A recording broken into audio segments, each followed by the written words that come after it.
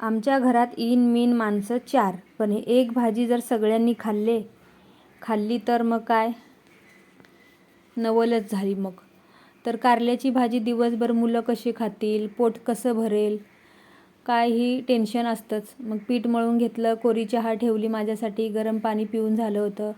मग एकट्याच माणसापुरती ही भाजी डब्याला भरली, थोडीशी त्यांना नाश्त्याला दिली, आणखीन थोडीशी वाटीत काढून ठेवली. 3 कारल्याची भाजी आहे ती. तर मग साईडला चपात्या करून घेतल्या सगळ्या आणि मिक्सरच्या भांड्यामध्ये लालसर झालेल्या मिरच्या, लसूण, अद्रक, धणे वाटून घेतले. बटाटे इकडे उकडायला ठेवले होते आणि त्याच कढईमध्ये अशी फोडणी करून घेतली. चपात्या करत करत हा भाजीचा विचार केला होता.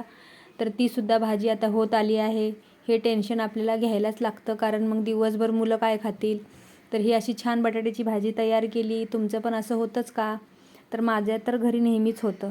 चला मग, तुम्ही मात्र सबस्क्राईब करा.